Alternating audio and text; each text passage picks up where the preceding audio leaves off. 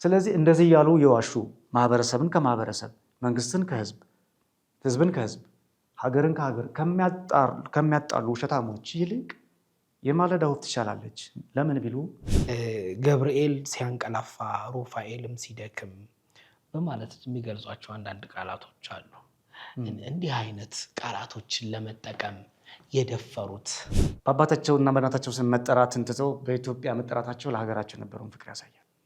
ኢትዮጵያን እንደ አባት እንደ እናት ቆጥረው ይኖሩ አጥንቴ ርስቴ ጉልቴ ከማለት ሀገሬ ማለትን እንዳስቀደሙ ከዚህ እንማራለን። ቤተ ክርስቲያን ባሕረ ጥበባት፣ ቤተ ክርስቲያን ባሕረ ጥበባት። ሰላም ጤና ይስጥልን ክቡራን ተመልካቾቻችን እንደምን ከርማችኋል? ይህ ባሕረ ጥበባት ቴሌቪዥን ነው። ባሕረ ጥበባት ቴሌቪዥን በዋሽንግተን ዲሲ እና አካባቢው የጽርሐ ጽዮን መንፈስ ቅዱስ ቤተክርስቲያን እና የምዕራፈ ቅዱሳን ቅድስት አርሴማ ገዳም እየተዘጋጀ የሚቀርብላችሁ ልዩ ሳምንታዊው መርሃ ግብራችን ነው። በዛሬው መርሃ ግብራችን ከመጻሕፍት ዓለም ከድሮዎቹ ወደ 19ኛው መቶ ክፍለ ዘመን ለመሄድ ወደድን። በዚያ ክፍለ ዘመን ላይ አለቃ ዘነበ የተባሉ ታላቅ ምሁር ተነስተው ነበረ። በንጉሥ ቴዎድሮስ ጊዜ እሳቸው በቤተ መንግስቱ ያገለግሉ እንደነበረ የቤተ ክህነቱንም እውቀት እንደነበራቸው መጽሐፋቸውና የታሪክ አስረጂዎች ይናገራሉ። ዛሬ የእሳቸውን መጽሐፈ ጨዋታ የሚለውን መጽሐፍ ለመዳሰስ ወደድን። ለዚህም ደግሞ እንግዳይ አድርጌ የጋበዝኩትኝ መምህር ኤፍሬም የኔሰውን ነው። እሱ ከኔ ጋር አብሮ ቆይታ ያደርጋል። እናንተም አብራችሁ ቆይታ እንድታደርጉ ግብዣዬ ነው የሚሆነው። አብረን ቆይ። መምህር እንኳን ደህና መጣ። እንኳን ደህና ቆየህ። ሁሉ ሰላም? ቴዎድሮስ እንዴት ነህ? እግዚአብሔር ይመስገን። አገልግሎት ሁሉ ሰላም? ሰላም በሚገባ ጥሩ። ዛሬ ያው ርዕሰ ጉዳያችን ያገናኘን የአለቃ ዘነበ የጻፉት መጽሐፈ ጨዋታ የሚለው መጽሐፍ ነው። እርግጥ አንዷን ብቻ ነው ያነሳሁት ከርዕሷ ማለት ነው። ሙሉን አንተ ትገልጽልናለህ ብዬ አስቤ ነውና መጽሐፉ ምን አይነት ነው? ምን ይመስላል? አለቃ ዘነበስ ማን ናቸው የሚለውን ከዛ ብንጀምር የተሻለ ይመስለኛል። ባጭሩ አለቃ ዘነበ በጸሐፊያን ዘንድ እንደሚታወቀው በ19ኛው መቶ ክፍለ ዘመን እንደጠቀስከው ከተነሱ ለየት ካሉ ጸሐፍት መካከል አንደኛው ናቸው። የልደት ዘመናቸው በትክክል የቀደሙ አባቶቻችን ታሪካቸውን ስለማይመዘግቡ በዚህ ቀን በዚህ ዓመተ ምህረት ለማለት ቢያዳግትም በ1810 እና በ1820 መካከል ይልቁንም በ1817 እንደተወለዱ በልዩ ልዩ መዛግብት ይጠቀሳል። በ1810 እና በ1820 መካከል የሚሉ አሉ። አንዳንድ መዛግብት ግን በ1817 መወለዳቸውን ጽፈዋል።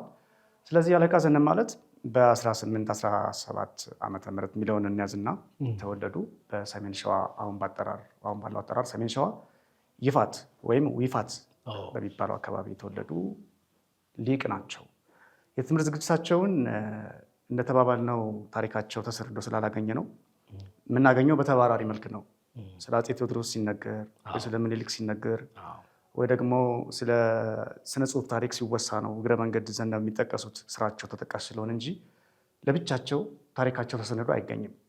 ምናልባት ታሪካቸውን በመስነድ ደረጃ የተሻለ ስራ ሰርቷል ብዬ የማስበው በእኔ ዳሰሳዊ ንባብ ብሩክ አብዶ የተባለ ጸሐፊ በ2010 ዓ.ም የእሳቸው መጽሐፍ ባሳተመበት መጽሐፉ ታሪካቸውን በተሻለ መጠን ከሌሎቹ በተለየ ሁኔታ ሰብሰብ አድርጎ ልዩ ልዩ መዛግብትን የተሻለ መረጃ አካፍሎናል እንጂ ታሪካቸው ዝርው ነው በአንድ መዝገብ አይገኝምና የእሱንም የሌሎችንም መዛግብት ጥናት ሰብሰብ አድርገን ስንገልጻቸው አለቃ ዘነበ ማለት ቀደም ሲል እንደጠቀስኩት በ1817 ዓ.ም በይፋት የተወለዱ ከሸዋ ተነስተው ደብረ ታቦር፣ መቅደላ፣ ከመቅደላ ደግሞ ወደ ምድረ ጉራጌ መጥተው ያረፉ በልዩ ልዩ የኢትዮጵያ ክፍሎች የመኖር የማስተማር የመስበክ ዕድል ያገኙ ሊቅ ነበሩ።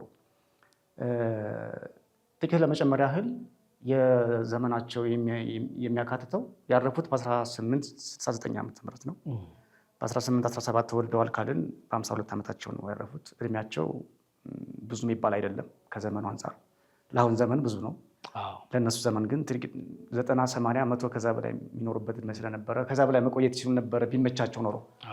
እርግጥ የእግዚአብሔር መጥሪያ ጊዜው ያህ ስለሆነ ያረፉት በ1869 ነው።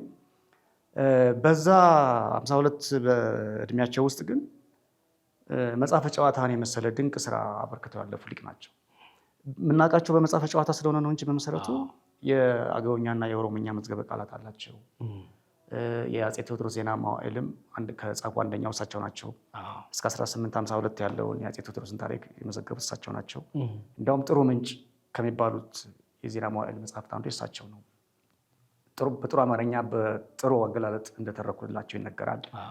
ከዛ በኋላ ደግሞ የአፄ ቴዎድሮስ መዝገብ ቤት ሹም ሆነው መቅደላ ላይ አገልግለዋል። ምናልባት የዜና መዋዕል ጸሐፊነታቸውን ሌላ ሰው ሰጥተው ወደ መቅደላ አዛውሯቸዋል ምናልባት ይላሉ አንዳንድ ጸሐፍት፣ ወይ በግዞት አለግባባ ብለው ወይ ደግሞ በሹመት የሚል መላምት አስቀምጠዋል አንዳንድ ጸሐፍት። ምክንያቱ በግልጽ ባይታወቅም ከዜና መዋዕል ጸሐፊነት አንስተው ወደ መዝገብ ቤት ወስደዋቸዋል። ግዞት ነው እንዳይባል ግን መዝገብ ቤት ራሱ ትልቅ ቁልፍ ቦታ ነውና የተጋዘ ሰው መዝገብ ቤት ታሪክ የሚታወቅበት ስለሆነ የንጉሱ ደብዳቤዎች፣ መጻሕፍት፣ ልዩ ልዩ መዛግብት የሚገኙበት ቦታ ስለሆነ ታማኝ ሰው ነው እዛ ቦታ የሚቀመጠው እና ታማኝ ስለሆኑ እንደወሰዷቸው ነው እኔ የምገምተው። ግዞት ቢሆን ኖሮ ሌላ ማይረባ ስራ ነው የሚሰጧቸው የነበረው። እንዲያውም ምን አስባለሁ በእኔ እይታ መቅደላ ላይ አፄ ቴዎድሮስ ሞት ቀደማቸው እንጂ በመላው ኢትዮጵያ የሚገኙ ብራና የልዩ ልዩ የጥበብ መጽሐፍትን አጠቃላይ የትርጓሜ፣ የሕክምና፣ የሳይንስ መጽሐፍትን ሰብስበው መቅደላ ላይ አከማችተዋል ነበረ። በ1860 ሲሰቡ ነው ያም የተዘረፈውም የተቃጠለውም እና ምናልባት ለሚቀጥለው አሁን እንደምንጠራው ብሔራዊ ቤተ መጽሐፍትና ቤተ መዘክር አገልግሎት ድርጅት እንደዚህ አይነት ተቋም የመመስረት ዓላማ ስለነበራቸው የዛ ኃላፊ ሊያደርጓቸውም ይችሉ ነበረ በህይወት ቢቆዩ የሚል ግምት አለኝ። የሆነ ሆኖ የመዝገብ ቤት ሹም ኃላፊ ሆነው ሰርተዋል። ከዛ በኋላ አፄ ቴዎድሮስ ሲያልፉ ሲሰዉ ራሳቸውን ሲሰዉ ቀጣዩ ንጉስ ዳግማዊ ምኒልክ ጋር ተገናኙ። የዳግማዊ ምኒልክም ታማኝ አገልጋይ እንደነበሩ ብዙ ፍንጮች አሉ። ያረፉትም ንጉሱ የሀገር ድንበር ለማስከበር በሚያደርጉት ውጊያ ከንጉሱ ሰራዊት ጋር አብረው ተሰልፈው ነው የተሰዉት። ከወታደሮች ጋር የሞቱት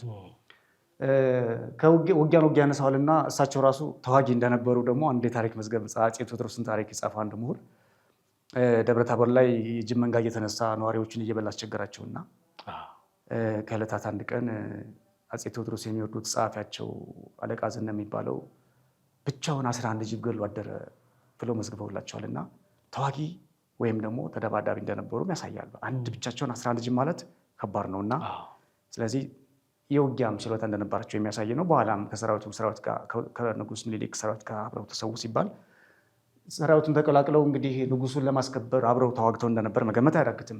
የውጊያ ልምድ እንዳላቸው ከዚህ ስለምንገነዘብ ከውጊያ እንውጣና መሰረታዊ የዓላማችንና አጀንዳችን መጽሐፈ ጨዋታ ስለሆነ ከስራዎቻቸው ቀዳሚውና ከፍ ያለው መጽሐፈ ጨዋታ ነው። በመጽሐፍ ትርጉም ስራ ግን ተሳትፈዋል። በሚስዮናዊ እንቅስቃሴ የወንጌል ሰባኪያንን ከልዩ ልዩ የአውሮፓ ግዛቶች የሚመጡ ሰዎችን አማርኛና ግዕዝ በማስተማርም ተመድበው አስተምረዋል። ሰውየው በጣም ትጉህ መሆናቸው የተነሳ ኦሮሞኛ፣ አገውኛ ቋንቋ ይችሉ ነበረ። በራሳቸው መንገድ ነው የተማሩት። እንግዲህ የአብነት ትምህርት እዚህ ቦታ ተማሩ የሚል መረጃ ማናገኝም። የአቡሻህር፣ የቅኔ፣ የትርጓሜ እውቀት እንዳላቸው መጽሐፈ ጨዋታ ስጋዊ መንፈሳዊ ምስክር ነው። የጽህፈት ጥበብንም መማራቸውን ደግሞ በእጃቸው ነው የተጻፈው። መጽሐፈ ጨዋታም ዜና መዋዕሉ በእጃቸው ነው የጻፉት። በተለይ መጽሐፈ ጨዋታ ስጋዊ መንፈሳዊ በልዩ ልዩ ቦታ ተገኝቷል። የእሳቸው እጅ ጽሑፍ በብራና ነው። ስለዚህ የጽህፈት ባለሙያ፣ የጥበብ፣ የቅኔ፣ የአቡሻህር፣ የታሪክ ምሁር መሆናቸውን ከዚህ መገመት ይቻላል። ሌላ አንድ ዶክተር ኃይለ ኢየሱስ እንግዳሸት የተባሉ ምሁር የመጽሐፍ ቅዱስ ትርጉም ታሪክ በኢትዮጵያ የሚል ጥናታዊ ጽሑፍ አላቸው።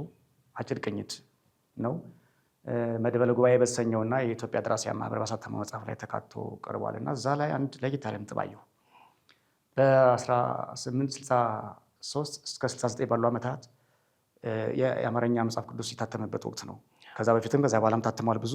ወቅቱ ደግሞ በተለየ ሁኔታ የተስፋፋበት ጊዜ ነበርና ከልዩ ልዩ ቋንቋ ከግሪክም ከዕብራይስጥም መጽሐፍ ቅዱስ ሲተረጎም በላቲን ፊደል የተጻፉ የመጽሐፍ ቅዱስ ጥራቶች ነበሩ በሰዓቱ በላቲኑ።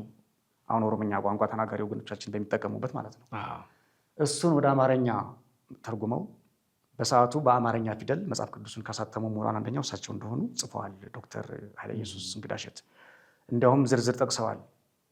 አለቃ ዘነበ የተረጎሟቸው ሐዲስ ኪዳን፣ ኦሪት ዘጸአት፣ ኦሪት ዘፍጥረት እና መዝሙረ ዳዊት በዛ ዓመታት ታተሙ በአማርኛ ቋንቋ ብለው ጽፎላቸዋል። ስለዚህ አለቃ ዘነብ ከመጽሐፈ ጨዋታና ከዚህ ከዜና መዋዕሉ ከመዝገበ ቃላቱ ባሻገር በመጽሐፍ ቅዱስ ትርጉም አሻራ አሳርፈዋል ማለት ነው።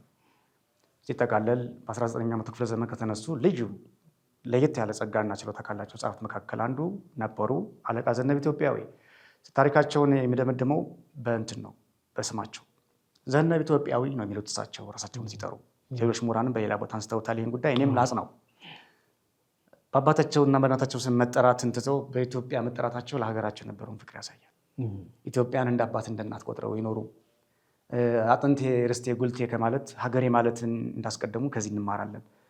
አሁን ለእኛ ለሰነፎቹ ትልቅ ትምህርት ነው። እኔ እኮ የገሌ ዘር ነኝ ለምን ለኛ አለቃ ዘነብ ኢትዮጵያዊ ትልቅ ማስረጃ ናቸው። በቃ ዘነብ ኢትዮጵያዊ ነው ስማቸው። አባታቸው ማን እንደሆነ እናታቸው ማን እንደሆነች አይታወቅም። ሰሜን ሸዋ ይፋት ተወለዱ ብቻ ይባል እንጂ ከማን እንደውም ምናልባት ወደፊት በብዙ ምርምር ብዙ ሙከራ ሊገኝ ይችላል።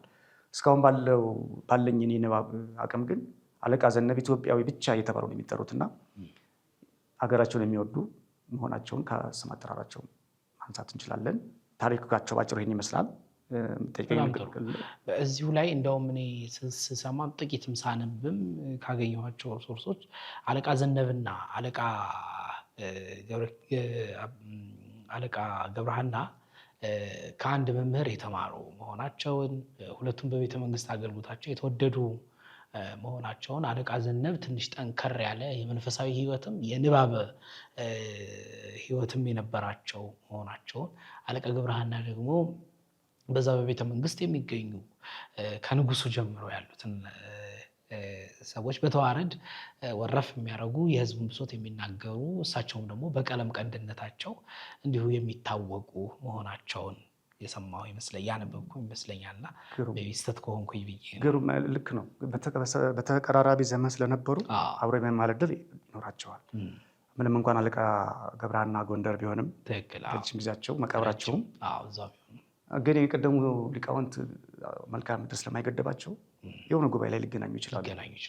ስለዚህ ውሸት ነው አንልም። ሀሳቡን ይዘውና ዘመናቸውም አንድ ነው። አለቃ ገብረሃና ግን በጣም ብዙ ጊዜ ብዙ ዓመት ኖረዋል። ከሳቸው በኋላ ሚኒሊክንም እስከ ማገልገል ደርሰው ነበር እሳቸው። በዚሁ ጋር ወደ መጽሐፉ እንግባና የመጽሐፈ ጨዋታ ዋና አስፈላጊነት ኮንሰፕቱ እንደው ከርዕሱ ራሱ እንነሳ። የጨዋታ መጽሐፍ ነው ወይስ የፍልስፍና መጽሐፍ ነው? ምን አይነት መጽሐፍ? ግሩም።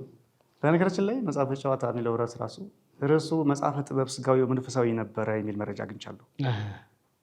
በኋላ ነው ወግ ተኮር ስለሆነ ጸሐፍት ምናልባት እንዳይከብድ ይሁን ጥበብ የሚለው ቃል ራቅ ስለሚል ከአማርኛ ተናጋሪው ማህበረሰብ ሰው እንዳይሸሸው ነው መሰለኝ መጽሐፈ ጨዋታ ተብሎ ተለመደ እንጂ ቀደም ሲል የነበረው ርዕስ መጽሐፈ ጥበብ ስጋዊ መንፈሳዊ እንደነበረ ሰምቻለሁ። እና መጽሐፉ በጣም ፈታኝ ነው። አንድ ርዕስ ለመስጠት ወግ እንዳትለው ትምህርት ሃይማኖት ነው፣ ነገረ መለኮት አለበት። ቀልድ እንዳትለው ቁም ነገር ይበዛዋል። ልቦለድ እንዳትለው እውነተኛ ሀሳብና ስብከት ነው። ስለዚህ እንደው ሁሉን የሚያማከለ ርዕስ እንስጠው ከተባለ የጥበብ መጽሐፍ ነው። ጥበብ የሚለው ቃል ይገልጠዋል። ጥበብ ስንል ትምህርትም ጥበብ ነው፣ ወግም ጥበብ ነው፣ በነገራችን ላይ ታሪክም ጥበብ ነው፣ ስብከትም ጥበብ ነው።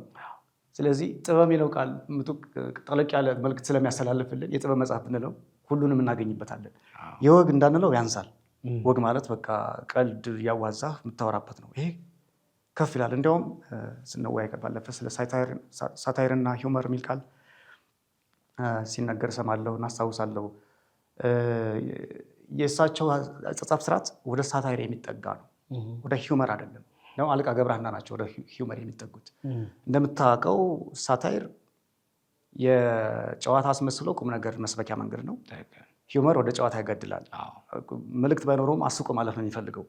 ምናልባት ሰው እየሳቀ ሊማር ይችላል በራሱ መንገድ እንጂ መሰረታዊ ዓላማው የሂውመር ማሳቅ ነው። የአለቃ ዘነብ መጽሐፍ ወደ ሳታይር የሚጠጋ ነው። እንዲያውም የሳታይርና የሂውመር ልዩነት ምንድን ነው የሚል ሳገላብጥ መረጃ ዲፋይን ሳደርግ ከተደረጉ ሀሳቦች አንዱ የገዛኝ ሳታይር ሜክስ ዩ ቲንክ ዋይል ሂውመር ሜክስ ዩ ላፍ የሚል ኮንሴፕት አገኘሁ።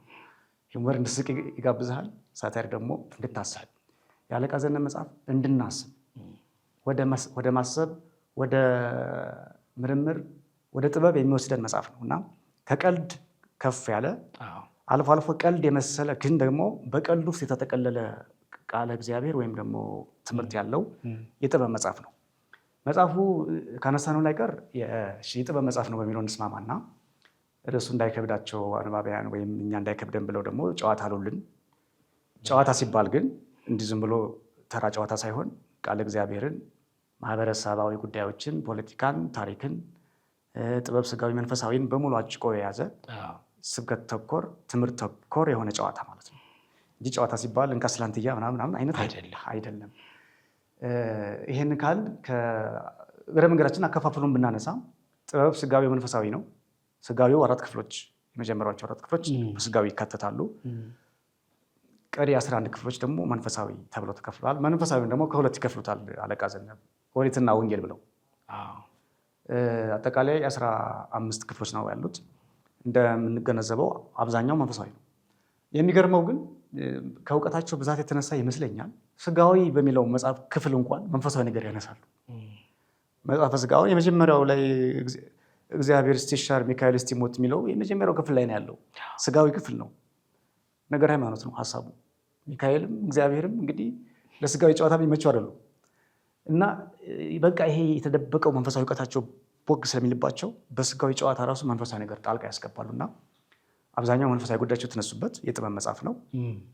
በዚህ ውስጥ ሁሉም የዘይቤ አይነት ይገኛል። በነገራችን ላይ ሰውኛ ዘይቤንም ይጠቀማሉ፣ ምሳሌያዊ ዘይቤን ይጠቀማሉ፣ ተነጻጻሪ ዘይቤንም ግነትም ይጠቀማሉ፣ እንቶኔንም ይጠቀማሉ። ሁሉንም የዘይቤ አይነቶች ይጠቀማሉ። አሊጎሪ የሚባለውንም ሁሉ ይጠቀማሉ። በአጭር አረፍተ ነገር ብዙ ምርምርን የሚጋብዝ ጠለቅ ያለ የጥበብ፣ የተግሳጽ፣ የምክር፣ የስብከት፣ የትምህርት፣ የምርምር፣ የፍልስፍና መጽሐፍ ነው። መጽሐፈ ጨዋታ ስጋዊ ወመንፈሳዊ ዘአለቃ ዘነብ ኢትዮጵያዊ። በጣም ጥሩ። መጽሐፉ እኔ ለዛ ዘመን ትውልድ እርግጥ ለኛም አይመጥንም፣ ማይመጥነው ለኛ ነው። እንደውም ያ ትውልድ በመጽሐፍ በመመራመርም ይሄ ጠንከር ያለ ነው። ሊቃውንቱ በደንብ አድርገው መጽሐፍትን የሚያነቡበት፣ የሚመራመሩበት፣ እርስ በርስ የሚሟገቱበት የነበረ ጊዜ ነው ብዬ አስባለሁ። ግን ምንም አይነት ቴክኖሎጂ በሌለበት ደግሞ እንዲህ ያሉ መጽሐፍቶች ባልተለመዱበት ሁኔታ የእሳቸውን መጽሐፍ ማየቴ በጣም አስገርሞኛል። እንደው መነሻ እንኳን ብናደርገው እግዚአብሔር እስኪሻር ሚካኤልም እስኪወርድ ድረስ እስኪወርድ እያሉ የመጀመሪያዋን ፍሬዝ የሚሄዱባት አለች። እግዚአብሔርም ሊሻር አይችልም፣ ሚካኤልም ሊወርድ አይችልም። ይህንን አይነት ሳቤ እንዴት ሊያመጡት እንዴት ሊያሳድጉ ቻሉ ትላለህ? ግሩም ጥያቄ ነው። በሀገራችን ላይ በመሰረቱ ጸሐፊም ጽሕፈትም አሳፊም ሀሳብም ዘመኑን ይመስላል። በጠቢባን ዘመን ነው ጥበብ ነክ ስራ የሚሰራው። ትክክል ነው። በዘመነ አብዳን እንደኔ አይነት ሰዎች በተፈጠርንበት የእብደት ዘመን የስንፍና ዘመን የስንፍና ሀሳብ ነው የሚነሳው። ያወራን ነበር ቅድም እንዲያውም ስለ ዩቲዩብ ስንወያይ ካስታወስክ ዩቲዩብ ላይ ቁም ነገርና ጠንከር ያለ ነገር ስናነሳ የሚያየልን አናገኝም። ሰው ቀለል ያለ ነገርና ሌላ ነገር ነው የሚያየው ሚል እያነሳን አይደለ? አሁን በዚህ ሰዓት አለቃ ዘነብ ቢፈጠሩ መንፈሳቸው የሚረበሽ ይመስለኛል። ምክንያቱም ሀሳባቸውን የሚቀበልላቸው አንባቢ ከጥቂት ሰዎች በቀር አይገኙም። እንዲያው ሁላችንም ባንልም ቁጥራችን አንሷል። የጠቢባን የተመራማሪ ሰዎች ቁጥር ዘመኑን ይመስላል እና ያ ዘመን የጠቢባን ዘመን ነው ማለት ነው። እንዲያውም በአንድ ወቅት የኔ መጽሐፍ ሳስመርቅ መጋቤ ጥበባት አበረ አዳሙ ዘመኑ የጥበብ ዘመን አይደለም የሚል ቃል ተጠቅመው እየገረመኝ ነበረ። እንዲያው በከንቱ ደከምክ ማለታቸው ነው። እንደዚህ ጠንከር ያለ ስራ የሚቀበል ሰው ያነሰበት ዘመን ነው እና ያ ዘመን ግን የጠቢባን ዘመን ስለሆነ አንደኛ መሰረቱ ማህበረሰቡ በነገራችን ላይ የግዕዝ ቋንቋ ተናጋሪ ማህበረሰብ አይደለ። በጊዜ ሂደት አማርኛና ሌላ ቋንቋ እየተናገረ የመጣው ግዕዝ ቋንቋን እየተናገረ ያደገ ማህበረሰብ ደግሞ ያለ ጥርጥር ተመራማሪ አሰላሳይ ነው የሚሆነው። ቋንቋው ከቤተክርስቲያን ጋር ስለሚገናኝ ከዚህም ባሻገር የቅኔ የብሉያት የሐዲሳት የሊቃውንት የመነኮሳት አጠቃላይ የጥበብ መጽሐፍት የተጻፉት በግዕዝ ነው በዘመኑ። በኋላም እኮ አማርኛ ስነ ጽሁፍ ሲተካም የግዕዝን ወዝ ነው ወደ አማርኛ እየቀየረ የመጣው እንጂ ራሱን ችሎ የመጣበት እድል የለም ከፊደል ጀምሮ። ስለዚህ ያ ዘመን ቀደም ሲል ከግዕዝ የመጣ ማህበረሰብ የነበረበት እና ደግሞ ሊቃውንቱ በራሳቸው ጥረት በጽሕፈትም በስብከትም የሚሯሯጡበት ድርሰት ሞገስ ክብር ያገኘበት ለምሳሌ በዘመናቸው እኮ ብናነሳ ተስፋ ገብረስላሴ የዘብሔር ቡልጋ የተነሱበት ዘመን ነው። 1917 አካባቢ 1910 ጀምሮ ነው መጽሐፍ ማሳተም የጀመሩት። ያ የህትመት እሳት በጣም የተለኮሰበት የተጧጧፈበት ህትመት ሲባል ደግሞ ተራ ጽሑፍ ሳይሆን ጠንከር ያለ ትምህርት ሃይማኖት መጽሐፍ የትርጓሜ መጽሐፍት የሚነበቡበት የሚተረጉሙበት ዘመን ስለሆነ ህዝቡም እንደዛ አይነት ጽሑፎችን የማንበብና የመስማት ማንበብ እንኳን ማጻፍ እንኳን ማይችል ሰው ቢኖር እየሰማ የሚያድግበት በቤተክርስቲያን ሲሰበክ በማህበር በቁም በቡና ወጉ ራሱ በነገራችን ላይ የሆነ ሞገስ ያለው በጣም ቡና ሲጠጣ የሚነሳው ጨዋታ ራሱ ወግ ጠንከር ያለ ወግ የሚነሳበት ስለነበረ የዛ ማህበረሰብና የዘመኑ የጥበብ ውጤት ነው ወደዚህ ያመጣቸው ለማለት ፈልጌ ነው። የዘመኑ ሰው ስለሆኑ እሳቸው ደግሞ ከሁሉም በላይ የማህበረሰቡ ንቃት የማህበረሰቡ ጥበብና እውቀት እንዳለ ሆኖ የቤተክርስቲያን እውቀት በሰፊው የሚሰበክበት ነው። ልክ እንዳሁኑ አሁንም አልተጓደልም የቤተክርስቲያን ትምህርት። ያኔ ግን ብዙ ሊቃውንት የተፈሩበት ዘመን ነው። እንዳሁኑ አላነሰም ቁጥራችን የምንማር ሰዎች የአብነት ትምህርት ቤት ቁጥር ያኔ ከፍ ያለ ነው። አብዛኛው ሰውም ሲጀመር ዘመናዊ ትምህርት ስላልተጀመረ ገና በደንብ ስላልተስፋፋ ከ1900 በኋላ አይደል ትምህርት ቤት የተጀመሩ ዘመናዊ የእርሾ የጥንቱ የቤተክርስቲያን ትምህርት እርሾ ያለበት ማህበረሰብ ስለሆነ የዚህ የቤተክርስቲያኑ ትምህርት እርሾ የማህበረሰቡ እውቀት የእሳቸውም በተፈጥሮ ያገኙት ጸጋ ትልቁና ዋነኛው ነገር ሰው በተፈጥሮ ካልተሰጠው አንዳንዴ ጸጋውም ካልሆነ ምንም ቢጽፍ ላያምርበት ይችላል። አለቃ ግን በሰማይ እግዚአብሔር የሰጣቸው ጸጋቸው ከማህበረሰቡ እውቀትና ከእሳቸው ከቤተክርስቲያን ትምህርት ጋር ተጣጥሞላቸው ይህን የመሰለ ስራ ይዘው ሊቀርቡ ቻሉ። ምክንያት ለምን ቢሉ አንደኛ አንባቢ ዘመን ላይ ስለተፈጠሩ፣ ሁለተኛ እንዲህ አይነት ጥበብን ከምትገልጥ ቤተክርስቲያን ስለወጡ፣ ሶስተኛ የጥበብ ገላጭ የጥበብ ከሳቲ የሆነው እግዚአብሔር ጸጋውን ስላበዛላቸው ይመስለኛል። በጣም እኔም ይመስለኛል። እንዲያውም ከእሳቸው በኋላ ከመጽሐፈ ጨዋታ በኋላ በእንዲህ አይነት መጽሐፍ የተመለከትኩት ልዑል ራስ ካሳ የጻፉት መጽሐፍ አለ፣ ፍኖተ አእምሮ እሱ አለ።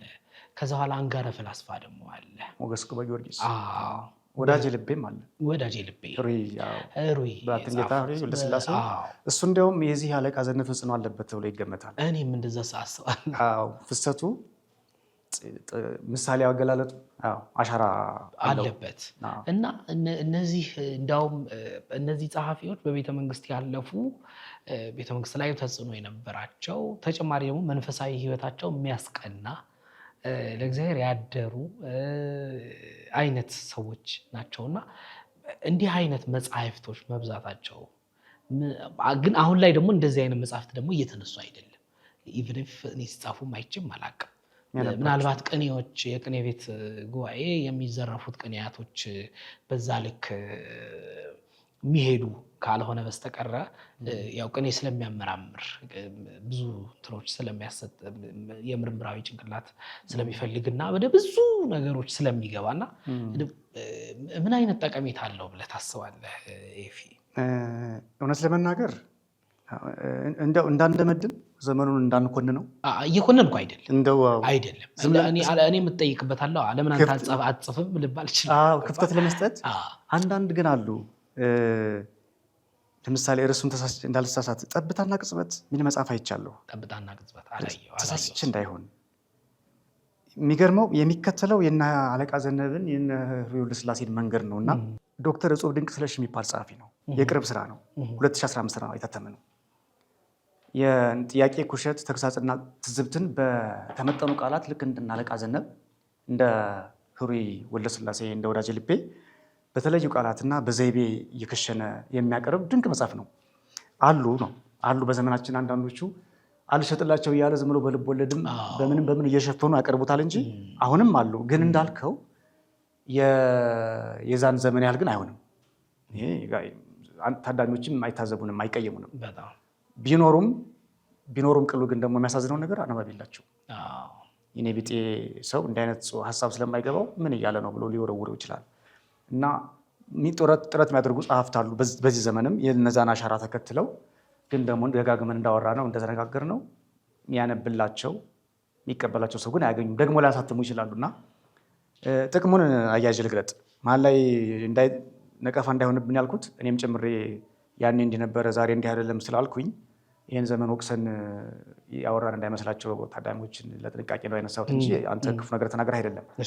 ወደ ጥቅሙ ስመጣ እንዲህ አይነት ስራ መጻፉ ፋይዳው ብዙ ፋይዳዎች አሉት። ከፊሉን ለመጥቀስ አንደኛው የዘመን ትስስር ይፈጥራል። የቀደሙ ዘመን ጸሐፍት እንዲህ ይጽፉ ከነበረ ዛሬ የተነሳን በምቹ ጊዜ ዛሬ ስልካችን ላይ ሁሉ መረጃ በተቀመጠበት እንዲያውም አሁን ኤአይ መጥቷል ብዙ ነገር የሚያቀል ወደፊትም ከዚህ ከፍ ያለ ቴክኖሎጂ ሊመጣ ይችላል። እንዲህ ቴክኖሎጂ እየቀለለ በመጣበት ዘመን ደግሞ እኛ ከዚያ የተሻለ ቢሆን የተሻለ እንኳን ቢያቅተን የተቀራረበ ስራ መስራት እንዳለብን የዘመን ሽግግር ያን ዘመን ወደ ዛሬ ማምጣት እንደሚቻል ይህን ዘመን ወደዛ እንደሚቻል ያስተምራል።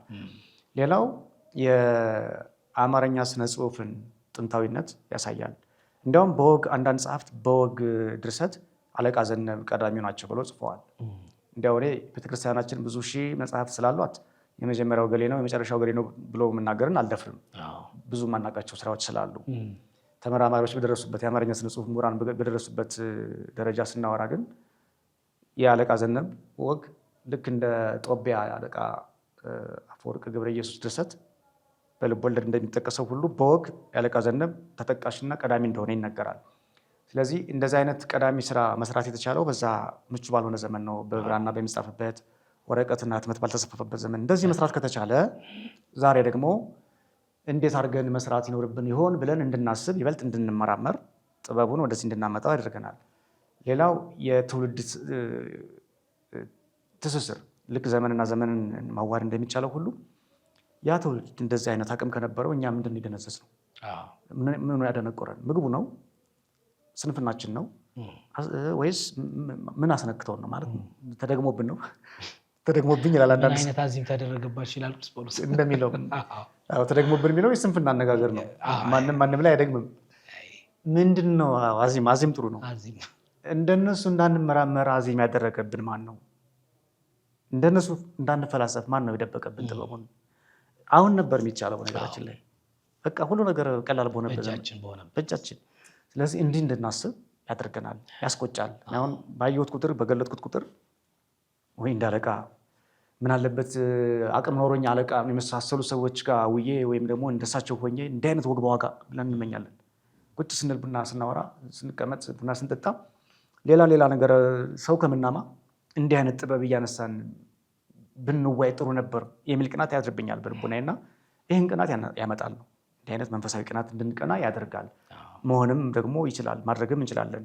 እያደበርን የተመራመርን ከእግዚአብሔር የተሰጠንን ጸጋ በብዙ ያበዛን በተለይ በስነ ጽሁፍ የምንሰራ ሰዎች እንደው ተራ ዝም ብሎ አበበችና አበበ ተዋደዱ፣ አልጋ ላይ ተኙ፣ ወለዱ ከሚል ከተለመደ አጻጻፍ ወጣ ብለን እስኪ እንራቀቅ፣ እስኪ በቃል እንፈላሰፍ፣ እንደዚህ ዘመን የማይሽረው ስራ እንስራ። ይሄን ያስተምራል ለማለት ነው። በጣም ጥሩ። እንደው ከዚሁ ጋር ተያይዞ እኔ እሳቸው ጋር ከጠቀሱት ውስጥ ደግሞ አንዳንድ ነገሮች እያወጣን እናስብ። ምን ያክል የታሪክና የጥበብ ጠቀሜታ አለው ተብሎ ከመጽሐፉ አንጻር ማለት ነው። ገብርኤል ሲያንቀላፋ ሩፋኤልም ሲደክም በማለት የሚገልጿቸው አንዳንድ ቃላቶች አሉ። እንዲህ አይነት ቃላቶችን ለመጠቀም የደፈሩት ከምን አንጻር ነው? ምንን ለማስረዳት ነው? ቅድምም ብየዋለሁ፣ እግዚአብሔር እስኪወርድ ሚካኤልም እስኪሻር ብለው እንዲህ ያሉ ነገሮችን ምን አይነት ነገር ለመጥቀስ እየፈለጉ ነው ብለህ ታስበው? ጥቂት ለተመልካቾቻችን ሜንሽን እናድርግላቸውና እነሱ ደግሞ እንዲያነቡት። አንዱ ሳይሆን አብዛኛው ዘይቤን ማዕከል ያደረገ ነው እና ይህ አሁን ግነት ዘይቤ ሊባል የሚችል አገላለጥ ነው። ሩፋኤል ሲያንቀላፋ ገብርኤል ሲደክም፣ ይሄ ነገረ መለኮታዊ እንድምታ አለው። በቅዱሳት መጽሐፍት አስተምሮ መላእክት የማይደክሙ የማያንቀላፉ ፍጥረታት ናቸው፣ ረቂቃን ናቸው። ለባህሪያቸው እንዲያውም ሞት፣ እረፍት፣ ድካም አይስማማቸው፣ ዘላለማውያን ናቸው። የተፈጠሩት ከእሳትና ከነፋስ ነው ይላል አክሲማሮስ። አይ የለም ፈጣን መሆናቸውን ሲገልጥ ነው እንጂ ተፈጥሯቸውስ ረቂቅ ነው፣ ከምን እንደሆነ አይታወቅም። ስለዚህ ከፍጥረታዊ ባህሪያቸው አንጻር እንቅልፍም ድካምም መተኛትም መነሳትም ማይስማማቸው ትጉሃን ፍጡራን ናቸው። ስለዚህ ሩፋኤል ሲያንቀላፋ ገብርኤል ሲደክም የሚሉት ዘመናዊ ሽሬ ሁኔታን ሲመኙ ነው። በኖርኩኝ ከሆነ የሚሉት መደምደሚያ ያረፍተ ነገሩ በኖርኩ ነው። አንደኛው ሌላ ቦታ ሌላ ብሎ ሊሆን ይችላል። ረጅም እድሜን ከመመኘት የመጣ በቃ አትግደሌ ነው። ቢቻል ያው በሞት ግን ስለማይቀር ረጅም እድሜ መመኘት ሲፈልጉ ገብርኤል እስኪያንቀላፋ ሩፋኤል እስኪያንቀላፋ ገብርኤል እስኪደክም ብቆይ አይነት ነገር ይጠቀማሉ። እና መሰረታዊ ጭብጡ ነገረ መለኮታዊ አንድምታ አለው። ነገረ መላእክት ማለት ነው። በመላእክት አይሞቱም፣ አይደክሙም፣ አይንቀላፉም። ስለዚህ እነሱ ሲደክሙ እነሱ ሲያንቀላፉ ልሙት ማለት ለዘላለሙ አልሙት ማለት ነው። እንዲህ ነው የሚጠቀሙት ቃላትን የሚራቀቁት በቃላት እንደዚህ ነውና አሉ አልፎ አልፎ እንደዚህ የሚያነሷቸው ሀሳቦች በጣም አሉ። እንደውም ከዛ ውስጥ ራሱ መጽሐፉ በመጀመሪያው ገጽ ላይ የምናገኘው ድንጋይና ጭቃስ ቢቀጣጠሉ ታላቅ ቤት ይሆናሉ፣ እናንተ ሰዎች ብትረዳዱ ጥበባችሁ ይበራል ይላል። በዚህ ውስጥ ደግሞ የደራሲው በድንጋይና በጭቃ ምሳሌ እየመሰለ እንደው መልእክቶችን ሊያስተላልፍ የሚፈልግባቸው ሂደቶች አሉ። ከዛ አንጻር ምን ትለናለህ? ድንቅ አሁን ምሳሌያዊ ዘይቤ ነው። ድንጋይና ጭቃ በሰው ላይ የተመሰሉት ድንጋይና ጭቃ በባህሪ በነገራችን ላይ አይገናኙም። ይሄኛው ውሃዊ ተጽዕኖ አለበት። ጭቃ ምናልባት ሲደርቅ ነው ጠጠር ቢለው የፈለገ ቢጠጥር፣ ግን ጭቃ ድንጋይ አይሆንም። ድንጋይ ደግሞ የፈለገ ቢረጥም ሲሚንቶ ነው የሚሆነው እንጂ ጭቃ አይሆንም። ተቃራኒ የሚመስል ባህሪ ኖሯቸው ነገር ግን ደግሞ ሲዋሃዱ ቤት ይሆናሉ። አሁን ድንጋይና ጭቃ ምን አገናኝቷቸው ነው ቤት የሚሆኑት ነው ጭብጡ። እነዚህ ማይስማሙ በፍጥረታቸው የተለያየ ግዕዛን ያላቸው ፍጥረታት ተደጋግፈው ተጣብቀው አንድ ቤት መገንባት ከዛም በላይ ፎቅ መገንባት ይችላሉ። በቀደመው ዘመን እንዲያውም በድንጋይና በጭቃ ነው ቤት የሚሰራው በእንጨት። አሁን ነው ብሎኬት የመጣው። ስለዚህ እነዚህ የማይገናኙ ማይስማሙ ፍጥረታት የጋራ ባህሪ ብዙ የሌላቸው ጋር አላቸው። አብዛኛው የተለያየ ነው ባህሪያቸው። እነሱ አንድ ሆኖ ቤት ከሰሩ የሰው ልጅ ደግሞ ቢደጋገፍና ቢተባበር ማለት ይሄ ነው። አንዳንዶቻችን እንደ ድንጋይ ደነዘዝን። አንዳንዶቻችን ምንም ቢያፈሱብን ማንረጥም፣ ምንም ቢወቅሩን ማንፈለጥ፣ ብንፈለጥም ተፈናጥረን ሰው ምንገድል ምናደማ ልንሆን እንችላለን፣ አይን ምናጠፋ እንሆናለን። ነገር ግን ከሆነ ጭቃ ጋር ደግሞ ስንዋሃድ ከሆነ ቀዝቃዛ ሰው ጋር ከሆነ እርጥብ ሰው ጋር ስንሆን ደግሞ እንገራና ከዛ ጋር ተዳብለን የሆነ ቁም ነገር ይወጣናል ነው። አንዱ በአንዱ ጥንካሬ ይደገፋል። ደካማ ሰው የለም ከመካከላችን። ምን ትብከ እንደሚለው ጋለ ወንጌል ዘይነሳይከም ካለ ከሌላው ባልንጀራ ያልወረስከው ምን አለህና ነው የምትታበየው። በእውቀትም በህይወትም በአኗኗርም በሃይማኖትም አንዱ ከአንዱ እየተማረ አንዱ አንዱን እየደገፈ ነው የሚኖረው እና ልክ እንደ ጭቃና እንደ ድንጋይ የሰው ልጅ አንዱ ዝቅ ያለውን የደነዘዘውን አንዱ እያነጸ አንዱ እያሰማረ አንዱ እየመከረ እየገነባ እየገሰጸ ብንዋሃድ ብንስማማ በአንድ ብንሆን ጥበብ ይወጣናል ነው። ለሀገርም ለህዝብም እንጠቅማለን ነው። እንደ ቤት ለሰው መኖሪያ አይደል የሚሆነው። እኛ ደግሞ ህብረት ሲኖረን የእግዚአብሔር ማደሪያዎች እንሆናለን። አንተም ውጡ ታውቶ ለመንፈስ ቅዱስ ማለት በነገራችን ላይ በብዙ ቁጥር ላይ የተገለጠ እያንዳንዱ ምዕመን የመንፈስ ቅዱስ ማደሪያ ነው። በርግጥ እውነት ነው። አንድ ሰው ላይ ካለው የመንፈስ ቅዱስ ኃይል ይልቅ በህብረት የሚያደርገው የመንፈስ ቅዱስ ኃይል ይበረታል። ምክንያቱም በህብረት ያለው የእግዚአብሔር ጸጋ ነው ብዙ ስራ የሚያሰራው። ለሐዋርያት የወረደው መንፈስ ቅዱስ በተናጠል አይደለም የወረደላቸው፣ በጉባኤ ነው። አንድነት ኃይል እንዳለው ያሳያል በደንብ። ስለዚህ እኛ አንድ ብንሆን ከባታችን ባንለዋወጥ አንትሙ ጽንዑ ተስፋ ወለአብ ጽንዑ ሀገረ ኢየሩሳሌም እስከተለብሱ ኃይለ ማርያም አይደል የተባልነው። ሰማያዊ ኃይል የተባለ መንፈስ ቅዱስ አእምሮውን ልቦውን እስኪገልጥልን እስኪያበረታን እስኪያተጋን ድረስ ተመካክረን በጋራ እየጸለይን በአንድ ቤተክርስቲያን እያመለክን አንዱን ስጋውን እየበላን በአንድ ፍቅር እየኖርን እግዚአብሔርን ብንጠብቅ በነገራችን ላይ ተአምር እንሰራ ነበር። የማይሳካልን ስለተበታተንን ነው። ከካሜራ ውጭ ስለ አንድነት አውርተናል። የቤተክርስቲያን ጥቃት አንስተናል። ጥቃታችን የበዛው አንድነት ስለሌለን ነው ብያምናለሁ። አንድነት ሲኖረን መንፈስ ቅዱስ ኃይሉን ልኮ ይጠብቀናል። ጠላት እንኳን መጥቶ ቢተኩስ ይከሽፋል። ግን የእኛ ኃጢአት ለሌላው ሰው እየተረፈ ወገኖቻችን ያስገድላል እና ስተቀልለው አንድ ብንሆን እንደ ጭቃና እንደ ድንጋይ ብዙ ሰው እንደሚያሳድር ሁሉ እኛ ደግሞ አንድ ብንሆን የብዙሃን ምሳሌዎች ዓለምን የምንስብ ከዓለም ሁሉ እንዲህ ዓለም ምናምኑ ገሳንገሱ ትርፍ ነው። እግዚአብሔርን ያህል ታላቅ ጌታ በመካከላችን ይገኝና ተፈሪ ባለግርማ እንሆናለንና ሊቁ እንዳልሆን እስኪ ጭቃና ድንጋይ ተዋህዶ ቤት እንደሚሰሩት እስኪ እኛ እንዋሃድና ደግሞ አንድ የመንፈስ ቅዱስ ማደሪያ የሚሆን ቤተ መቅደስ ይውጣል።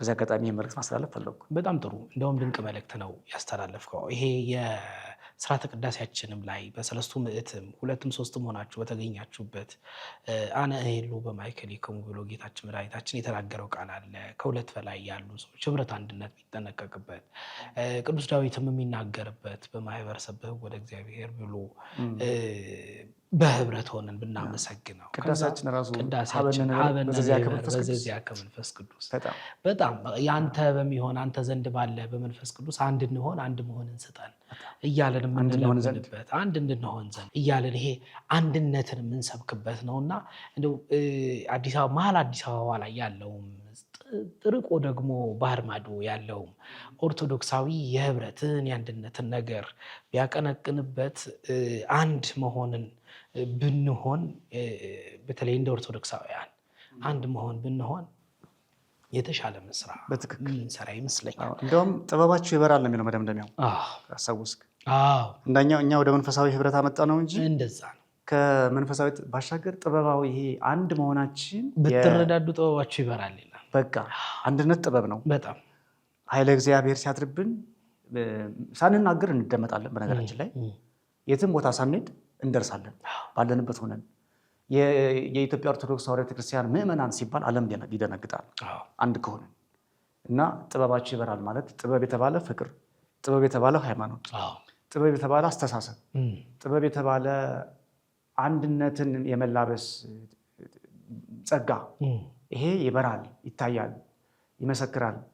ስራችን አይደል የሚናገረው ከኛ ይልቅ አፋችን ከሚያወራው ይልቅ እና እንዳነሳኸው ቤተክርስቲያንም ትምህርቱ አንድነት ስለሆነ ይህን ጥበብ እንድናበራ አለቃ እንደመከሩን በትክክል እሱ መተግበር መሰረታዊ በሚገባ የመጽሐፍትም ምንጫቸው እሱ ስለሆነ ከዚህ ጋር ተያይዞ ደግሞ ያው ገባ እያለን ደግሞ አብረን ብናወራበት በመጽሐፉ ላይ ከማያስተካክል መላእክተኛ የማለዳ ወፍ ትሻላለች ንጋቱን ትነግራለች እና የሚል አባባልን ተጠቅመው ይህችን ቃል የገለጹባት መረጃ አለች እና በዚያ ዘመን ካለው የሐሰተኛ መረጃ ቀውስ ጋር አንጻር አያይዘው የጠቀሱ ይመስለኛል። ደግሞ በእኛ ዘመን ደግሞ ስንመጣ ሐሰተኛ መረጃ የሚሰራጭበት ስለሱ ግርም ነው። ሐሰተኛ መላእክተኛ የቁራ መላእክተኛ ይላሉ አባቶቻችን። የቁራ መላእክተኛ እርግጥ ከሐሰተኛ መላእክተኛ የተለየ ነው። በሄደበት የሚቀር ነው። እውነተኛም ይሁን ውሸተኛም ይሁን አይመጣም። ካልመጣ እውነትም ቢሆን ምን ጥቅም አለው? በሄደበት የሚቀር ነው። ሐሰተኛ መላእክተኛ ደግሞ ከዚህ ይገፋል። የተነገረውን አዛብቶ የሚያስረዳ መልእክት ተቀብሎ ይመጣል። የተቀበለው መረጃ ሌላ ነው፣ እሱ የሚናገረው ሌላ ነው። የሰማው ሌላ ነው፣ የሚያወራው ሌላ ነው እና በትክክል እንደውም ይህን ዘመን ይገልጣል። ያኔ ሐሰት በነገራችን ላይ ሰው ባለበት ዘመን ሁሉ አለ። ጥንትም ዛሬ ልዩ የሚያደርገው ዛሬ ቅጽበታዊ ውሸታችን እኛ ምንጽፋት በአንድ ጀንበር ዓለምን ታደርሳለች። ያኔ አንድ ሰው ቢዋሽ ምናልባት 10 ሰው 20 ሰው 30 ሰው ሊያበላሽ የሚችለው ዛሬ 20 ሚሊዮን 30 ሚሊዮን ሰው ሊበላሽ ይችላል። ከዛ በላይ አሁን የመሰራጨት ዕድሏ ከፍተኛ ሆናለች እንጂ ውሸት ድሮም ነበረ። ስለዚህ ይልቁ ምንና ምንን አነጻጸሩ? ሐሰተኛ መልእክተኛንና ወፍን አነጻጸሩና የንጋት ወፍ ይሻላል አሉ። ምክንያቱም ሰው የተነገረውን አዛብቶ የሚያስረዳ ከሆነ ለሰው ያልተባለውን ተባለ፣ የተነገረውን አልተነገረም ብሎ አዛብቶ ከሚያደርስ ይልቅ ማለዳ ተነስታ ጭጭጭጭ የምትል ወፍ ትሻላለች። ለምን? ንጋቱን ታበስራለች። መልእክት ነው እሱ። ነጋ የሚለውን መልእክት በወፎች ድምፅ የሚያውቁ ወገኖቻችን አሉ አሁን ድረስ። በተለይ በገጠር የሚኖሩ ወገኖቻችን፣ አላርም የማይቀጥሩ ስልክ የማይጠቀሙ ሰዓት የማያስሩ ወገኖቻችን የዶሮውን ጭሆት የአዕዋፍን ጭሆት ነው የንጋት ምልክት አድርገው የሚጠቀሙ። እዛ በመሰረቱ የወፎች ጭሆትም እንደ ምስጋና ነው የሚቆጠረው በመንፈሳዊ ትውፊት። ወፎች ጠዋት ተነስተው ሲጮሁ እግዚአብሔርን ያመሰግኑ ነው ተብሎ ይታመናል። ከምስጋናቸው ባሻገር የንጋት ምልክቶች ናቸው። እሰይ ነጋ ላመሰግን ነው እንዳለው ዘማሪው፣ ነግቷል እና ተነሱ የሚል ቅስቀሳ አላርም አለው። ስለዚህ ከውሸታ መልእክተኛ ይቺ ሞታ በስብሳ ፈርሳ የምትቀር ወፍ ትሻላለች። ሰውን ከወፍ አሳነሱት። በምኑ? በግብሩ። ሰውን ሳይሆን ውሸታምን ሰው ማለት ነው። ስለዚህ ከዘመናችን አንጻር ስንቃኘው ከዘመኑ አንጻር ስንቃኘው ቀላል ነው። ጥቂት ሰው ነው በውሸት የሚመረዘው። ምናልባት ውሸቱን የሰማው አካል ይወስነዋል። እርግጥ ውሸቱ ለንጉሱ ከደረሰው የንጉሱ እርምጃ ከባድ ይሆንና ብዙ ሰው ይጎዳበታል። ውሸቱ ጎረቤት ላይ ከቀረ ብዙ ተጽዕኖ ላይኖረው ይችላል። የዚህ ዘመን ውሸት ግን የትም ይወራ የትም ጉዳቱ ብሔራዊ ነው። አንድ ሰው አይደለ ነገራችን ላይ አንድ ሰው ተረት ተረትና ልቦለድ ጽፎ እንትና ጠላት ነው ብሎ በሰበከው የውሸት ትርክት አይደል ዛሬ እርስ በርስ እየተላለቅን ያለ ነው። በማናውቀው ታሪክ የሆነ ጊዜ ላይ የሆነ ንጉሥ ይህን ያህል ሰው ገሏል ብሎ አንዱ ይጽፋል፣ ፈጥሮ ማለት ነው። ከዛ ዛሬ ያለውን ከዛ ንጉሥ ጋር ይገናኛል ብሎ የሚገምቱትን ደግሞ የሚያሳድዱ ሰዎች ተፈጠሩ። ለዛውም የዘር ንጉሥ ባልነበረበት ዘመን ነገስታት በቤተሰብ ነው የሚመሩት የነበረው እንጂ በዘር አይደለም። አማራ፣ ኦሮሞ፣ ትግሬ አይደለም መሰረታዊ መነሻቸው፣ የዘር ግንድ ነው፣ ንጉሳዊ ሰሎሞናዊ ነው እንጂ ይሄኛው የቅርብ ጊዜ ታሪክ ነው። አሁን ግን ከምን ጋር ተገናኘ? ከጎሳና ከነገር ጋር ተገናኝቶ የሆነ ጊዜ የሆነ ማህበረሰብ አመራር ገዝቶ ከሆነ የዛ ማህበረሰብ ሰዎችን በሙሉ የሚጠላ ትውልድ ተፈጠረና ዛሬ አንዱ ሀገራችን ሰላም እንድታጣ ያደረገው አንዱ ነገራችን ላይ እንደውም ትልቁ ውሸት ነው። ውሸታሞች ተደማጭ ናቸው። ታስታውሳለህ? የሆነ ጊዜ ኦርቶዶክሶች ሌላውን ማህበረሰብ የሚያጠምቁት አማራ ለማድረግ ነው ተብሎ ሚዲያ ላይ ሲነገር ትልቅ ሰው ናቸው ነገራችን። አሁን ዶክትሬት የያዘ ፒኤችዲ የሰራ ሰው እንዲህ ብሎ ሲናገር አለማመን ይቻላል? ከባድ እኮ ነው። ላለማመን ማለት ትልቅ ሰው አይዋሽም ተብሎ ስለሚታሰብ የሚቀበለው ትውልድ አለ። ደግሞ ከፊሎቻችን ብዙዎቻችን እውነትን ከውሸት የመመርመር አቅማችን ዝቅተኛ ነው። በጣም እንደወረድ ነው የምንቀበለው። አንድ ሰው ጋር ስንወያይ እንደው ለምን ይመስልሃል ብሎኝ የራሴን መላምት ሳስቀምጥ ሃይማኖተኛ ስለሆነ ብየዋለሁ። ኢትዮጵያውያን ሃይማኖተኞች ናቸው ነን እና የተነገረ ሁሉ እውነት ነው የሚመስለን። እንደ ቃል እግዚአብሔር ነው የምንቀበለው። የዛ ተጽዕኖ ውሸታሞችን እንድንቀበል አደረገን እና እንጂ እኮ ማን ያስገድደናል? ውሸት እንድንቀበል እንችል ነበር። ስለዚህ እንደዚህ እያሉ የዋሹ ማህበረሰብን ከማህበረሰብ፣ መንግስትን ከህዝብ፣ ህዝብን ከህዝብ፣ ሀገርን ከሀገር ከሚያጣሉ ውሸታሞች ይልቅ የማለዳ ወፍ ትሻላለች። ለምን ቢሉ ንጋቱን ታበስራለችና ያሉት ለዚያ ነው። ስለዚህ ከወፍ የተሻለ ነውና አፈጣጠራችን። ወፏ ጠዋት ዘወትር ሳታቋርጥ ነው የምትጮኸው። መጮህ ብቻ፣ ንጋት ማወጅ ብቻ። እንደሷ ለምንድን ነው የተሰጠንን ተልእኮ ብቻ ተቀብለን እውነትን እውነት ውሸትን ውሸት ብለን ትክክለኛውን ነገር እየተናገርን ማንኖረው? እንደ ሰው ይህንን አብረን ማንሳት አለብን። በጣም አንድ ሰው እንደውም ይሄ ምላሳችንን እናበረታለን ይላል ዳዊት። ምላስን ማበርታት የሆነ ሰርክ በመሸ ነግህ በጠባ ቁጥር ባልና ሚስትን በምን አድርገን እናፋታ፣ በምን አድርገን እናጣላ፣ በጓደኛዎች መካከል ደግሞ እንዴት አድርገን ጸብን እንዝራ እያሉ በቃ ይሄ ለተንኮል የማያርፍ ምላሳቸውም ደግሞ ከውሸትና ክፉ ነገርን ከመናገር የማያርፍ የማይቆጠብ ብዙ ሰው አለ። እነዚህ ነገሮች ትክክልም አይደሉም። ሁለተኛ እንደ አባቶቻችንም ይላሉ ጦር ከፈታው ወሬ የፈታው አገርን እንዲያውም እንደዛ ነው። ጦር ከሚፈታው ወሬ ይፈታዋል፣ በትክክል ይፈታዋል። እና እዚህም ደረጃ ባልደረስም ብዬ አስባለሁኝ። አለቃ ዘነበ ይሄንን በሚገባ ገልጠውታል፣ እንዲያነቡት እጋብዛለሁ። የመጨረሻ ማድረገው በመንፈሳዊ ክፍል ደራሲው ሲናገር እግዚአብሔር በደብረ ሲና በእጁ 10 ነገርን ዘራ፣ የሚያጭደውን በታጣ ጊዜ አንድ ልጁን ላከው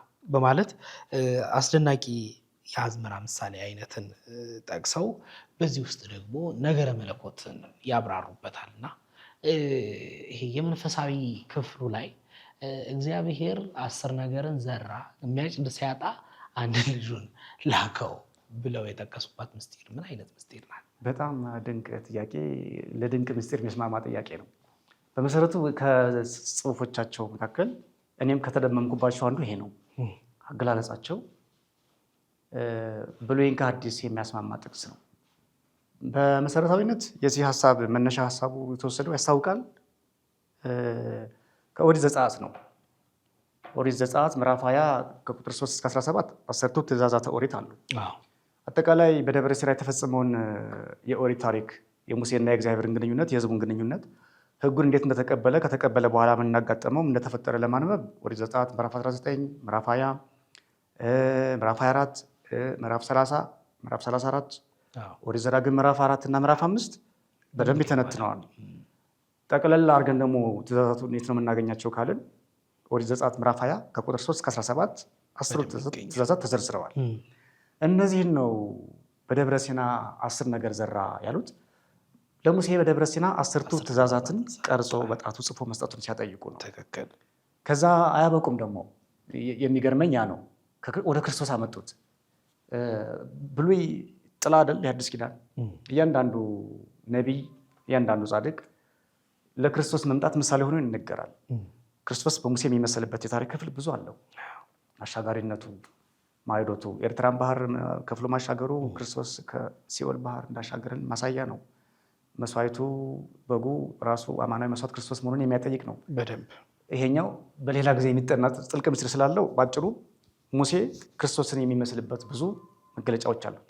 ከነዚህ መካከል አንዱ ትእዛዛቱ ናቸው። ትእዛዛቱን ከእግዚአብሔር ተቀብሎ ለሕዝቡ አስተላለፈ። ነገር ግን ሕዝቡ አልፈጸመለትም። እንደውም ጭራሽ ጣዖት ወረድ ሲል ከተራራው ሲወርድ ጣዖት ቀርጸው ወርቅ አንጥረው ሲያመልኩን ያገኛቸው ተበሳጭቶ ታቦቱን ከሰከሰ። ድጋሜ ደግሞ እግዚአብሔር ቸር ስለሆነ ሌላ ጽፎ ሰጠው። ከዚህ ደብረ ሲና ተነሱና ወደ ሐዲስ ኪዳን አመጡት። ታሪኩን ምን ብለው የሚፈጽመው በታጣ ጊዜ ልጁን ላከው። ያ ሕዝብ ትእዛዙን መፈጸም አልቻለም፣ ሻረው ጭራሽ። ያ ትእዛዝ ደግሞ ከጥንት ከአዳም የመጣ ፈቃድን የመሻር ልምምድ ነው፣ ሰይጣናዊ ልምምድ ነው። ያንን ሕዝብም ክፉ ያደረገው ምክንያቱም በአንተ ምክንያት ምድር ሶክና አሜከላ ታብቅል አይደል? እርግማኑ ሶክ እና አሜከላ የተባለ እኩያት ፍቶታት አይደል? አንዱ ትርጉሙ የሰው ልጅ በእኩይ ፍቶት፣ በክፉ በኑፋቄ በጥርጣሬ ስለተበከለ አይምሮ በሄደበት ሁሉ ይስታል ከዛ ጊዜ ጀምሮ። ስለዚህ ሕጉ መፈጸም አቃተው።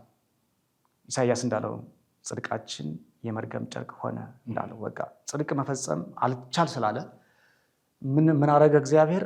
አንድ ልጁን ላከው። በነቢይና በሐዋርያ መዳን ስለማይችል ዓለም የባህሪ ልጁ ኢየሱስ ክርስቶስ ስጋ ለብሶ ዓለምን ያድን ዘንድ እንዲመጣ ፈቃዱ መሆኑ ሲያጠይቁ የሚፈጽማቸው በታጣ ጊዜ አንድ ልጁን ላከዋሉ። ከዛ ቃሉ የተባለ ራሱ ክርስቶስ ነው። በመሰረቱ 10ቱ ትእዛዛት የተባሉ ሕግጋት እግዚአብሔር ናቸው። ጽላቱ በሌላ መንገድ የእመቤታችን ምሳሌ ነው።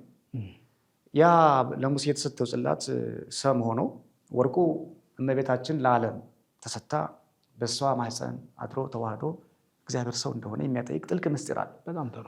መጣ። እሱ ምን ሊያደርግ ነው የመጣው? ሊፈጽም ሊያስፈጽም። እንደ ሕፃናት አደጋለል በየጥቂቱ አደጋለል የምንለው ስጋ ለብሷልና የሰው ልጅ የፈጸመውን ከኃጢአት በቀር ሁሉን ፈጽሞ ነው ያደገው። ግዝረት የሰው ልጅ ያስፈልገው ነበረ። እንደ ሰውነቱ ተገዘረ። በረቂቅ የመንፈስ ቅዱስ ጥበብ ሳይቆረጥ እንደተገረዘ ሆኖ ታየ። ማደግ በሂደት ስለሚገባው በአንድ ቀን በአንድ ቅጽበት አድጎ ቢገኝ ምታት ነው ብለው እንዳንጠራጠረው ምታት ነው ብለን እያደገ ቀስ በቀስ አሳየን። ይህን ሁሉ ሕግ እየፈጸመ መጣ። የኦሪትን ሕግ ይሄ ብቻ አይደለም። በማቴዎስ ወንጌል ምዕራፍ 5 ቁጥር 17 እኔ ኦሪትና ነቢያትን ልፈጽም እንጂ ልሽር አልመጣሁም ብሎ ተናግሮ የለ? ኦሪትን ከሐዲስ አስታርቆ ድንቅ የሆነ ሕግን ሊፈጥርልን እሱ ራሱ ሕግ ሆኖ ሊሰጠን ነውና የመጣው። የሚፈጽማቸው በጠፋ ጊዜ ልጁን ላከው አሉ። አንደኛ ሕገ ኦሪትን ቀስ በቀስ እየፈጸመ በለበሰው ስጋ ማደጉን ሲያጠይቁ፣ ሁለተኛ ኦሪትን አሳልፎ ሐዲስን መስርቶ አስታርቆ ያንጥሎ ሳይሆን ይሄን አንጠልጥሎ ያንጥሎ ሳይሆን አዋህዶ አዲስ የሆነች ወንጌልን እንደሰጠን ሲያጠይቁ ልጁን ላከው አሉ። አዝመራ የተባለው በመሰረቱ የሰው ልጅ ሊሆን ይችላል፣ የሰው ልቦና ሊሆን ይችላል፣ ምድር ሊሆን ይችላል፣ ቃል እግዚአብሔርም ሊሆን ይችላል። እናስፋላቸውና በደንብ ነው የመጨረሻችን ስለሆነ ሀሳቡ አንድ የረሳሁት ሀሳብ በደብረ ሲና በእጁ 10 ነገር ዘራ፣ የሚያጭደውም በታጣ ጊዜ አንድ ልጁን ላከ። የሚያጭደው በታጣ ጊዜ ማለት ተበትኖ ቀረ ቃሉ ነው። የሚፈጽመው ጠፋ ነው። ጌታችን ኢየሱስ ክርስቶስ ግን ሕጉን ፈጽሞ የአዳምን መከራ ተቀብሎ ከዚህ ከወደቅንበት መንጥቆ ወደ ዘላለማዊ ሕይወት ርስት እንደመለሰን ሲያጠይቁ ነው። ለምን? በሰው ልጅ በራሳችን አቅም መዳን ስለማንችል ወይም ደግሞ እንደ ሙሴ አይነት አሻጋሪዎችና በነቢያት ትምህርትም መስዋዕትነትም በምንም አይነት መንገድ መዳን ስለማንችል እሱ ራሱ ሰው ሆኖ እንዳዳነ ሲያጠይቁ የሚያጭደው በታጣ ጊዜ አንድ ልጁን ላከው ብለው የእግዚአብሔርን ሰው መሆን ከሙሴ ሕግ መቀበል ጋር አያይዘው ነገረ ስጋዌን፣ ነገረ ድህነትን፣ ምስጢረ ሥላሴን፣ ነገረ ማርያምን የዘርና የቃል እግዚአብሔርን ምሳሌ በሚገልጽ መልክ አስተማሩን። እንደ መደምደሚያ በማቴዎስ ወንጌል ምዕራፍ 13 በቅዱስ ማርቆስ ወንጌል ምዕራፍ 3 በሉቃስ ወንጌል ምዕራፍ 8 የዘሩና የአዝመራው ምሳሌ ተጠቅሷል። ከእሱ ጋር ማያያዝ እንችላለን። ዘር ምንድን ነው? አዝመራ ምንድን ነው? ማጨድ ምንድን ነው የሚለውን በዚህ መልክ አስፍተን ማየት እንችላለን። ዘሪ ልዘራ ወጣ፣ ሲዘራ ከፊሉ ሾህ ላይ ወደቀበት፣ እንጨት ላይ ወደቀበት፣ ለምለም ላይ ወደቀበት ብሎ የተናገረው ጌታ ራሱ ይህም አንዱ ማስረጃ ነው ለዚህ ጥቅስ። ይሄ ጌታ ቃለ እግዚአብሔርን በሰው ልቡና እየዘራ አንዳንዶቻችን በትክክል ተቀብለነው አብቅለነው እሱን እንደተከተልን፣ አንዳንዶቻችን ልባችን እንደ ሾህ ሆኖ ዘሩን አጥፍቶብን ከእሱ እንደወጣን እያስፋፋን ከኦሪቱና ከሐዲሱ ጋር እያሳረቅን መተርጎም እንችላለን። ሳጠቃልለው ግን በእጁ 10 ነገር ዘራ ያሉት 10ቱ ትእዛዛተ ኦሪትን በሙሴ በኩል ለሰው ልጅ እንደሰጠ የሚያጭዳቸው በጠፋ ጊዜ ልጁን ላከው ማለት የሰው ልጅ በራሱ ግብር በራሱ ባህሪ መዳን በተሳነው ጊዜ እግዚአብሔር ሰው ሆኖ ዓለምን በቃሉ እንዳዳነ የሚያጠይቅ ድንቅ መልእክት አለው ማለት ነው። በጣም አመሰግናለሁ መምህር ኤፍሬም ሰው እዚህ ድረስ መጥተህ ይህንን የመሰለ ድንቅ ውይይት እንዳደርግ ስለፈቀድክልኝ አመሰግናለሁ። እኔም እውነቴን ምስል ሀሳብ እንዳንጸባርቅ እንዳካፍል ስለጋበዝከኝ በጣም አመሰግናለሁ። ጊዜ ያክብርልኝ መምህር ዶክተር ቴዎድሮስ ለገሰ። አመሰግናለሁ።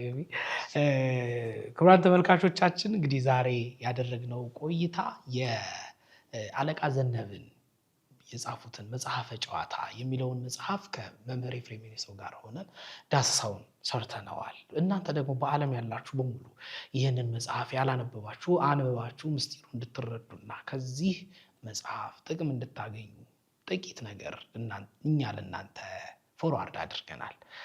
መርሃ ግብራችን ይህንን ይመስል ነበረ። ከቀሪው የኢትዮጵያ ኦርቶዶክስ ተዋሕዶ ቤተክርስቲያን ቴሌቪዥን ቆይታ ጋር አብራችሁ ቆይታ እንድታደርጉ ጋብዛለሁኝ። መልካም ቆይታ ይሆንላችሁ። ቤተ ክርስቲያን ባሕረ ጥበባት ቤተ